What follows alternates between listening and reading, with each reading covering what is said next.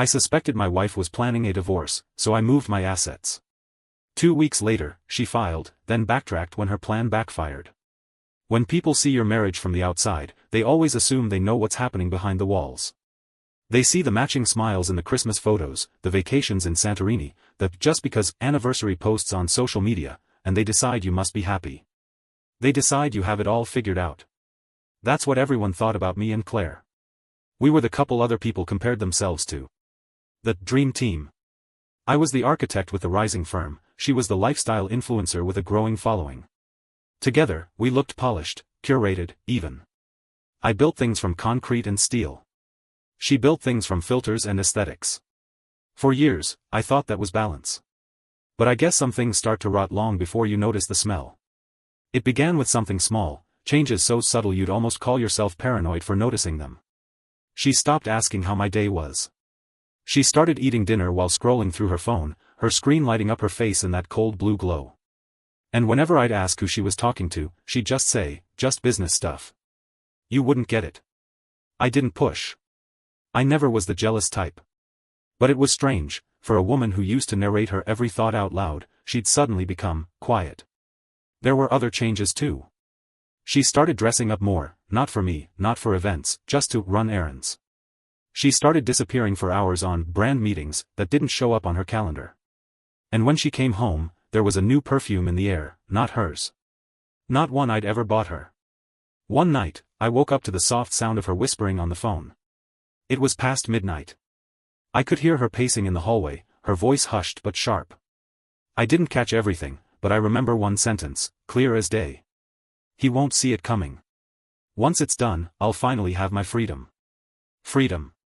That word sat in my chest like a stone. The next morning, I acted like nothing happened. I made coffee, packed my bag for work, and kissed her on the cheek. She smiled, that same practiced influencer smile she gave the camera. But something in me had shifted. I didn't trust her anymore.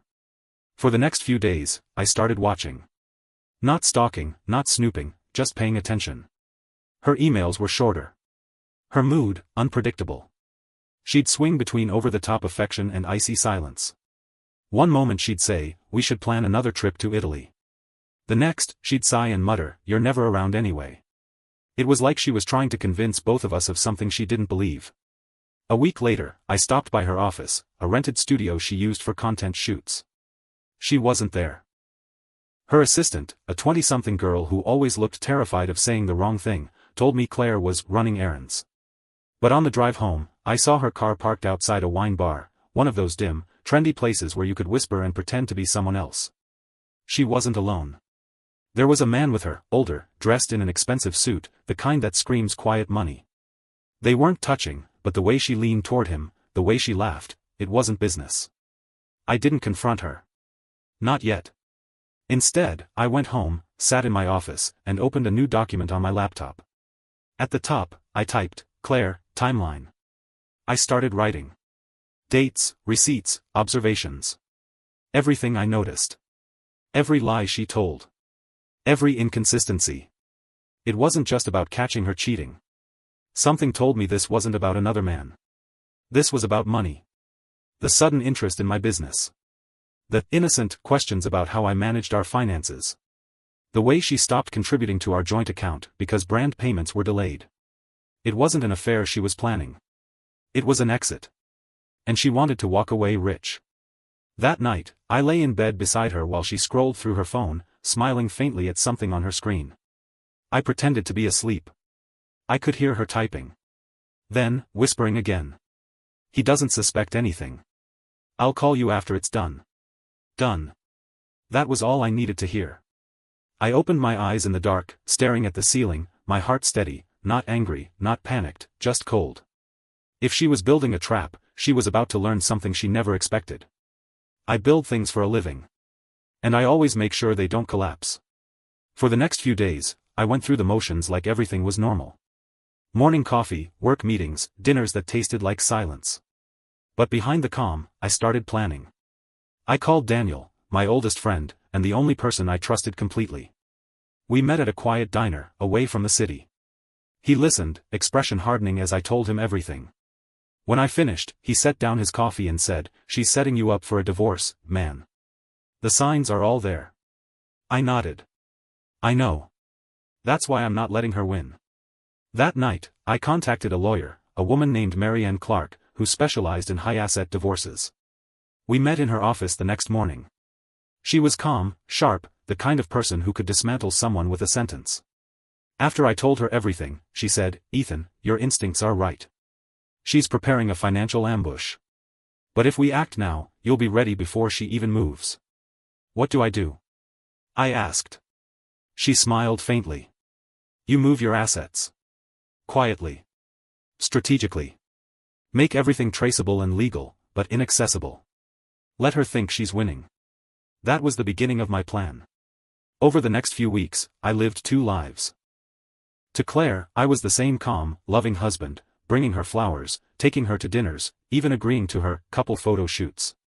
But behind closed doors, I was dismantling the empire she thought she was entitled to.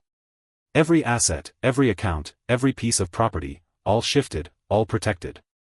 She smiled at me across the table, completely unaware that the man she thought she was playing had already flipped the board. By the time the cracks in her mask began to show, it was too late. She started getting anxious, asking more questions than usual. "Hey, why is our joint account lower this month? Did your firm have a bad quarter? Why are you so calm lately?" I just smile and say, "Because I'm happy, Claire. You make me happy." She'd smile back, but there was fear behind her eyes. The night before everything fell apart, I caught her studying me from across the living room, like she was trying to decide whether to pull the trigger. I didn't say a word. I just looked back at her, steady, patient. Because I already knew. 2 weeks later, she filed for divorce. And I was ready. The morning after Claire filed for divorce, I sat in my office staring at the crisp white envelope on my desk, the one she'd had delivered through a courier instead of handing it to me herself. That was her style. Drama without confrontation. She always preferred to control the narrative, to look like the calm, collected woman who just needed to do what's right for her. I didn't open it immediately. I didn't need to. I already knew what it said. The night before, she had been distant, almost glowing.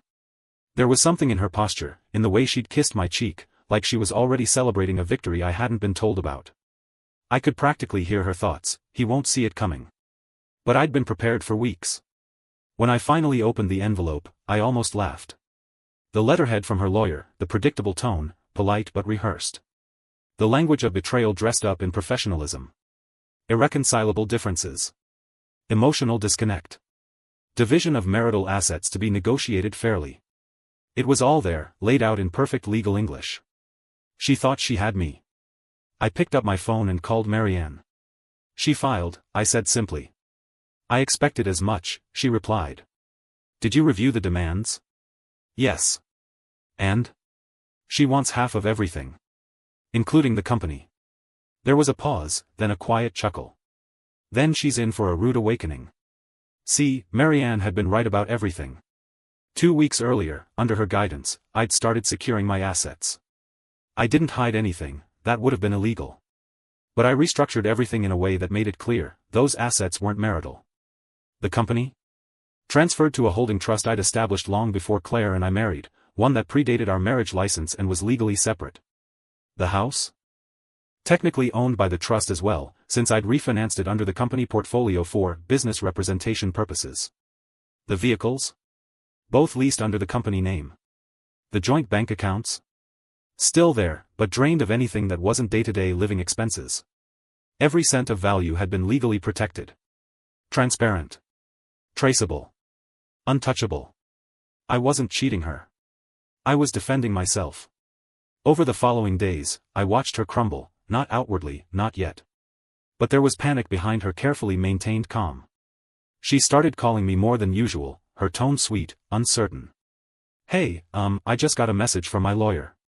She said your finances look complicated. Is everything okay?" "Everything's fine," I said. "Right, it's just, she mentioned something about the company being under a different ownership structure? That wasn't the case before, was it?" I smiled to myself. "That's just a routine adjustment. Business stuff. You wouldn't get it." She went silent for a moment. "Right." That was the first crack.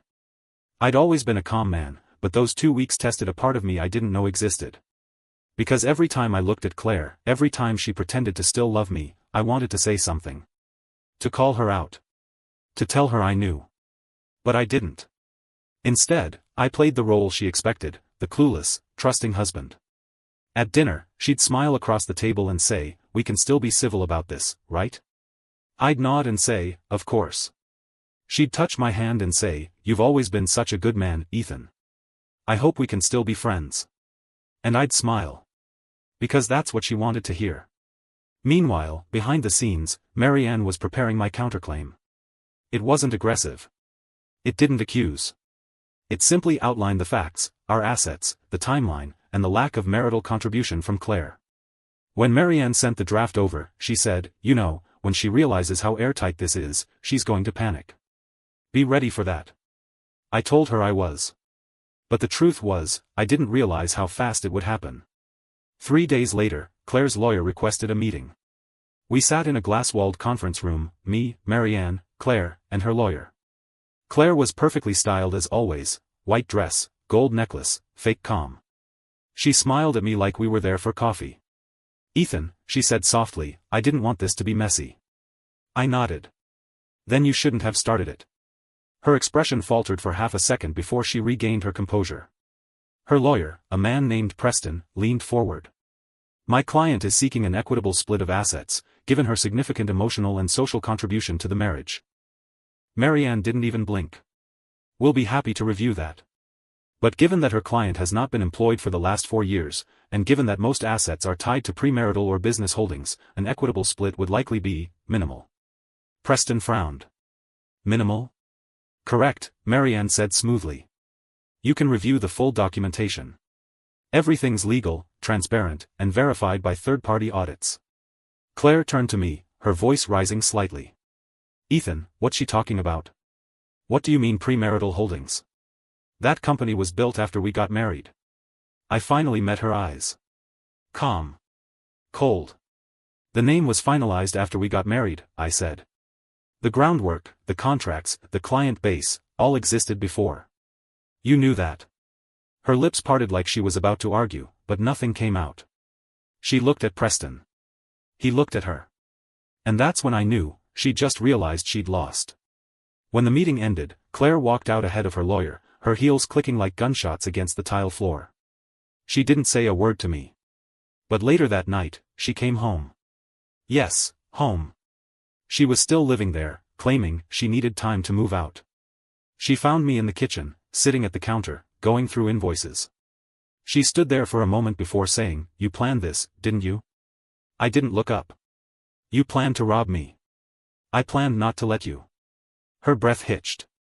"You can't just act like I'm the bad guy here, Ethan. We were miserable. You barely even noticed me anymore." Finally, I looked at her. "You mean after you started lying? Sneaking around? Planning how to drain my accounts?" "Yeah, I noticed." Her voice cracked. "You're heartless." "No," I said quietly. "I'm careful." That night, she slept in the guest room. The next morning, I noticed her ring sitting on the counter, next to her phone, face down, buzzing with notifications. And for a second, I almost felt something like pity. Almost. Because I knew the storm hadn't passed yet. When a manipulative person realizes they can't win the way they planned, they don't surrender, they change tactics. And sure enough, a few days later, Claire's tone changed completely. She wasn't angry anymore. She was sweet. She started cooking dinner again, sitting beside me on the couch, laughing at shows we hadn't watched together in months. She started saying things like, "Maybe we rushed into the divorce." She'd reach for my hand and whisper, "Maybe we can fix this." But every time I looked into her eyes, I saw it, not love. Not regret. Calculation. She wasn't trying to save our marriage. She was trying to buy time. Time to figure out what I'd done. Time to find another way to take what wasn't hers. I didn't stop her. I smiled. Played along. Let her believe she was winning me over again. Because I already knew how this story would end, and I wasn't going to let her rewrite it. It's funny how quickly things can fall apart when someone's schemes unravel. Within 2 weeks of our quiet little dinner conversation, where she'd smiled too brightly and kissed me goodnight a little too softly, the storm finally hit. I was in my office when my phone buzzed with a notification from my lawyer. "It's happening," the message read. Attached was a scanned copy of the divorce petition Laura had just filed. No preamble. No warning. Just like that, my wife of 7 years had decided to end our marriage through a court document. I'll admit, I felt a pang in my chest. Not because I didn't see it coming, but because of how cold and calculated it was. That night, when she came home, she didn't even mention it. She just cooked herself dinner, poured a glass of wine, and turned on Netflix like everything was fine. When I asked if she had anything she wanted to talk about, she said, "Not really." "Why? Something on your mind?" Her tone was sweet, practiced, even. She wanted me off balance. But I just smiled. "No," I said. "Nothing at all." Inside, though, I was burning. Over the next week, I watched her become a stranger in my own home.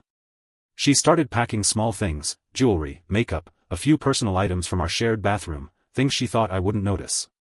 She stayed up late on her phone, whispering into it.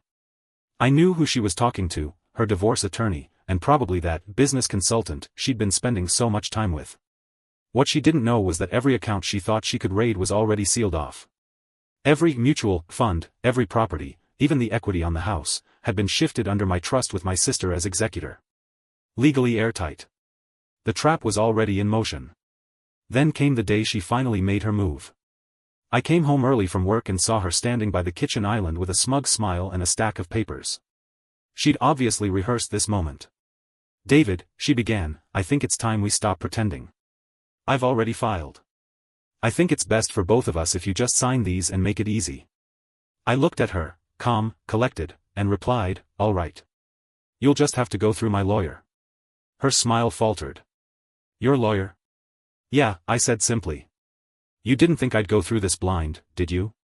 The confident tone in her voice cracked a little. "David, I'm trying to make this civil." "Civil?" I cut her off. "You've been planning this for months. I know about the hidden account. I know about the timing, waiting until after your bonus came through so you could claim I contributed less. Don't pretend this is civil." She froze, color draining from her face. "You, what?" I shrugged. "You're not the only one who can plan ahead." She dropped her act for a split second, that mask of calm slipping into something much darker. "You moved it, didn't you?" she hissed. "You moved the money." "I did," I said. 2 weeks ago." The silence that followed was deafening. Her hands shook as she tried to process it, then she started laughing, a bitter, incredulous laugh. "You think you're clever, don't you? You think this makes you some kind of genius?" "No," I said, standing up. "It just means I stopped being your fool." She stormed out that night, slamming the door behind her. The next morning, her lawyer called mine, demanding access to the accounts she'd claimed in the filing. They sent back the legal documentation confirming that she had no entitlement to any of it, since the trust was formed before the divorce petition. That's when the panic set in. She called me 6 times that day. I didn't answer. The 7th time, she left a voicemail. Her voice was shaking, not with anger this time, but fear. "David, we need to talk. Please." I didn't mean for it to go this way. But she did. And for the first time in a long time, I felt something close to peace. 2 days. That's how long it took before she finally showed up at my door. It was a Saturday morning. I was out on the porch, drinking coffee and reading emails when I heard her car pull up. A shiny black SUV I didn't recognize, probably her new boyfriend's. She stepped out, wearing sunglasses and a look that tried too hard to be composed. For a second, I almost laughed. This woman, my wife, looked like she was about to walk into a negotiation, not face the man whose life she just tried to dismantle. She stood there for a moment, clutching her purse, then walked up the steps. "David," she said, her voice soft, almost fragile. "Can we talk?" I didn't respond right away. I just leaned back in my chair, set my coffee down, and nodded toward the empty seat across from me. She sat, crossing her legs neatly, and took a deep breath. "I know you're angry," she began. "And you have every right to be. I made a mistake." Her tone was calculated. Polished. This wasn't remorse, it was strategy. I stared at her for a moment before saying, "A mistake? You mean the months of planning behind my back? The secret meetings with your lawyer? The attempt to drain our accounts before filing? That kind of mistake?" She winced slightly, like I'd hit a nerve. I was hurt, David. You weren't the same. You were distant, cold, and I thought maybe you didn't care anymore. I panicked. There it was, the classic deflection. Make herself the victim. Twist it so her betrayal looked like a reaction to my emotional neglect. I almost admired the audacity. I kept my tone even. You panicked and tried to rob me blind. Got it. She sighed, rubbing her temples. You're twisting my words. I'm trying to fix things here. No, I said, leaning forward. You're trying to recover. Because your little plan backfired. You thought you could walk away with half my assets, maybe more, and when you realized you couldn't, you decided you missed me. Her jaw tightened. That's not fair. Neither was what you did, I shot back. So forgive me if I'm not in the mood to play therapist. For a few seconds, neither of us spoke. The only sound was the distant hum of cars on the street. Then, her mask started to slip. I don't understand why you're being so cruel, she said, her voice trembling just enough to sound believable. We loved each other once, didn't we? Doesn't that mean anything to you? I looked her dead in the eye. It did. Until you decided money meant more. That broke her composure. Her tone hardened, sharp as a blade. You think you're so smart, don't you? Moving your assets, making me look like a fool in court. You think that makes you a man? I stood, quietly collecting my coffee cup. No, I said. It makes me free. She scoffed, standing too. You'll regret this, David. You always do this, you push people away. You'll end up alone, bitter, and... I interrupted. And you'll end up exactly where you deserve to be, without me, without my money, and without your mask. She stared at me for a long moment, fury and disbelief flickering across her face. Then, just before storming off, she spat, you were nothing before me. Don't forget that. I smiled faintly. Maybe. But I'm finally something without you. She left without another word. The door slammed, the tires screeched, and the house fell silent again. I sat back down on the porch, exhaled slowly, and let the peace settle in. Later that week, her lawyer filed a withdrawal notice. Apparently, she decided to discontinue proceedings. Maybe she realized she had no leverage left. Maybe she thought I'd take her back if she waited long enough. But I didn't.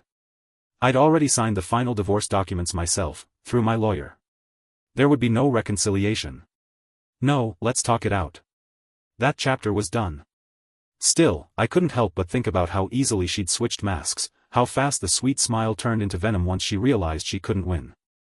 And I knew, deep down, that if I'd fallen for her act even for a moment, she would have gutted me again.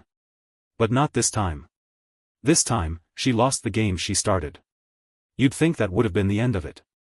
But people like Laura, they never go quietly. A month after the divorce was finalized, I started getting subtle reminders of her presence, like echoes of a storm that refused to die. A mutual friend would mention she'd asked about me. Someone from my old social circle would text, hey, Laura told us you've been doing well, you guys thinking about patching things up? Patch things up? She must have been telling people some sanitized version of events, one where she was the misunderstood wife, and I was the cold, distant husband who just needed time. Classic Laura. Rewrite the narrative until she came out looking like the victim. I ignored it. Every time. But then came the night she crossed the line. It was around 11 p.m. I was in my study, working late, when I heard a soft knock at my door. I checked the cameras first, a habit I'd picked up since everything went down, and there she was, standing on my porch again, holding a small bag. For a moment, I almost didn't open it.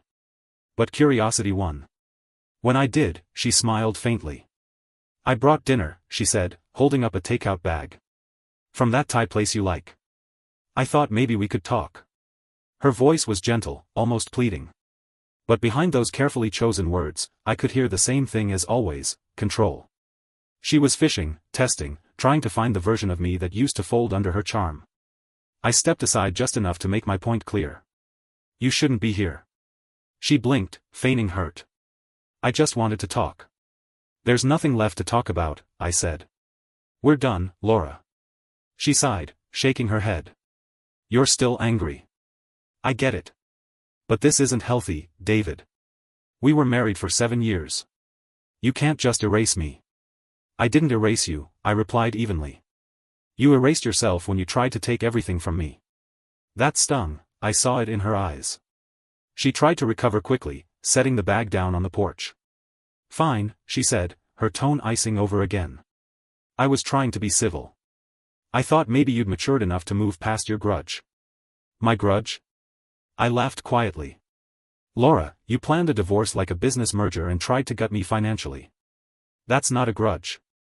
That's self-respect. Her mask cracked then, for the first time since she arrived. Her face twisted with anger, raw and unfiltered. You're pathetic, she spat. You think because you moved a few accounts you won something? You'll never be happy, David. You'll always be that small, insecure man I had to build up. I stepped forward, voice calm but firm. Maybe. But I'm not the fool you married anymore. And then, without another word, I closed the door in her face. I stood there for a long time, listening to her footsteps fade, the sound of the car door slamming, and the engine roaring away. The next morning, I found the takeout still sitting on the porch. I threw it straight into the trash. Later that week, she sent me one last text. Just 6 words, you'll regret losing me someday. I stared at it for a few seconds before typing back. I already did. Then I healed. And with that, I blocked her number. No dramatic finale. No screaming match. No closure talk. Just silence. Because some people don't deserve closure. They deserve distance. A year later, I bought a cabin up north, nothing extravagant, but peaceful. Every morning I'd wake up, make coffee, and listen to the quiet. No fights, no manipulation, no pretending. Sometimes I'd think back to how blind I was, how long I'd mistaken control for love. But those thoughts would fade quickly, replaced by something far more satisfying, peace. And in that stillness, I finally understood something. She'd spent years trying to make me feel small. But walking away? That was the biggest thing I'd ever done. Because in the end, her greatest punishment wasn't losing my money. It was losing access to me.